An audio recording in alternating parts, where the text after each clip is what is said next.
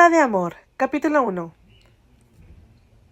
Mi madre murió cuando yo tenía solo 12 años. Acabábamos de empezar a entrar juntas en ese mundo mágico de las mujeres, donde ella sería mi guía.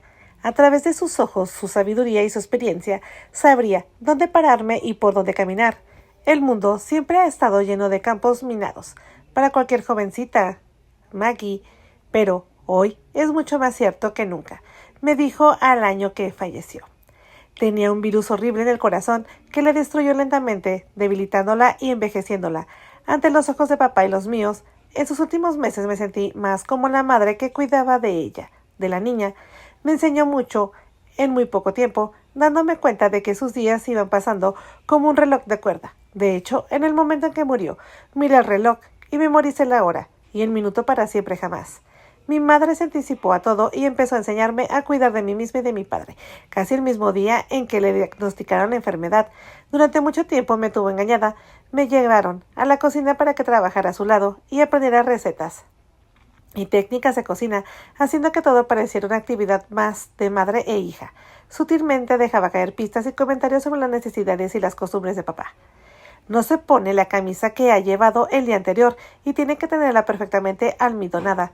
No es muy bueno en la hora de hacer el nudo de la corbata, Maggie, dijo, y luego me mostró cómo hacerlo, y me hizo practicar con ella. Por si acaso estoy ocupada, dijo, y tienes que hacerlo tú. Sentí que se encendía una pequeña alarma dentro de mí cuando dijo eso, pero no le presté mucha atención, no quería hacerlo. Tu padre tiene poca paciencia para las cosas aparentemente intrascendentes, me dijo, pero si sale de esta casa con un botón demasiado suelto o un zapato rayado, se descontrola y pierde la confianza en sí mismo. Está demasiado ocupado para comprarse algo o se siente demasiado inseguro al respecto, continuó, dándome lo que más tarde consideraría lecciones sobre papá.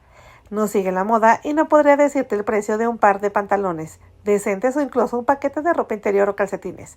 Ya ves cómo es cuando debamos de comprar los sábados. Se obsesiona con algo nuevo o algún aparato electrónico y pasa horas aprendiendo sobre él, mientras nosotros estamos afuera haciendo lo que venimos a hacer. Y luego siempre nos pregunta por qué tardamos tanto y cómo podemos pasar tanto tiempo seleccionando ropa. Tardó casi medio día solo en comprar un nuevo contestador automático, ¿recuerdas? Sonreí y me reí.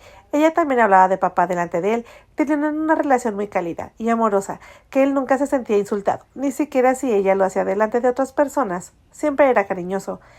Traté de cocinar para nosotros, se defendió él, cuando ella se burló de sus habilidades culinarias. No. Sí, Spencer, lo intentaste. Asaste el pollo hasta que se redujo a la mitad de su tamaño y cocinaste demasiado las verduras para prepararlas en un buen helado. Eso venía en una botella ya hecha, declaró. Bueno, lo serviste bien, dijo ella, y todos se rieron, incluso papá. Yo solía pensar que si dos personas se amaban tanto como mis padres se amaban, nada malo podría pasarles a ninguno de los dos.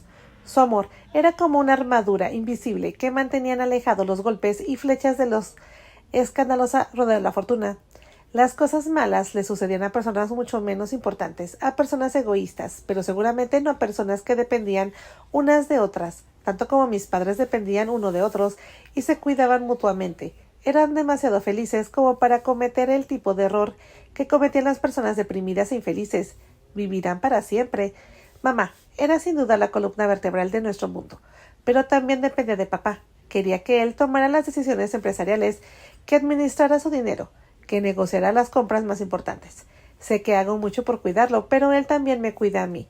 En una sociedad, supongo que la gente diría que somos una familia anticuada. Muchos jóvenes tienen miedo de estar tan preocupados por no recibir lo suficiente a cambio, y alguien los criticará. Al final no son tan felices, dijo. Nunca me arrepentiré de haber hecho de ti y de tu padre el trabajo de mi vida. Vivíamos en una granja que papá había heredado, pero era una granja que no se había trabajado durante casi 20 años. Mi abuelo Grayson Wagner una vez crió gallinas para la producción de huevos. Los gallineros largos todavía estaban allí, pero ahora con las ventanas rotas, los revestimientos descoloridos, las hierbas y las malas hierbas arrastrándose por todos lados y por los costados de las estructuras. Parecían ruinas antiguas. De vez en cuando papá las miraba y prometía derribarlas, o al menos dejarlas más ordenadas. Nunca lo hacía.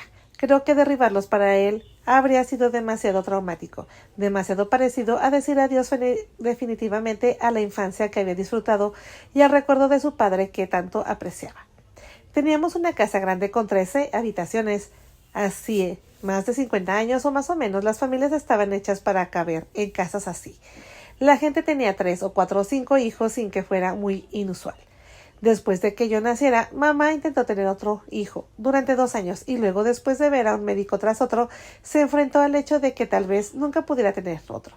Tal vez fuera la naturaleza, sabiendo que pronto no sería lo suficientemente fuerte para tener más hijos e incluso podría apresurar los pocos años que le quedaban de vida. Al menos eso fue algo que papá llegó a creer y me dijo después de que ella falleció. Un mes después de que muriera, su hermoso canario, Lucky Lady, murió. Me desperté una mañana y lo encontré de lado en la jaula, su hermosa voz silenciada. Cuando papá lo vio, se sentó en el sofá y lloró. Lo rodeé con el brazo y juntamos nuestras cabezas mientras mirábamos al pajarillo amarillo, ambos con los ojos llenos de mamá, recordando cómo se sentaba durante horas y silbaba y hablaba con su preciosa compañera. La tomamos y la enterramos donde mamá yacía para descansar. Las criaturas amorosas de Sidney ese día podían languidear. Podían simplemente darse por vencidas cuando ya no tenían a sus adorados compañeros. Mis pensamientos se dirigieron inmediatamente a papá. ¿Lo perdería pronto también? Estaría sola y tendría que irme a vivir con algunos parientes. Esos pensamientos aterradores, así como mi amor por mi padre y mi sentido de la obligación, mi responsabilidad de cumplir el papel que mamá había desempeñado también, me mantuvieron unida a él, a mi padre, a cada respiración, cada movimiento y cada necesidad suya, que pronto se vería como una obsesión. Lo mismo le ocurrió a papá. Se volvió aún más hogareño y rechazó todos los intentos de que saliera y se relacionara con gente de su edad. Por supuesto, sus amigos usaban toda la lógica e incluso decían cosas como: Jacqueline, querría que sigas adelante, Spencer. No querría que te debilitaras y enfermaras por la soledad. Ahora tienes una gran responsabilidad. Tienes que criar a tu hija completamente solo. Estoy bien, insiste papá. Estamos bien. ¿No es así, Urraca? Ese era el apodo que me había puesto años y años atrás, y era como me llamaba más a menudo, ahora que mamá se había ido. Sí, papá, decía yo, estamos bien.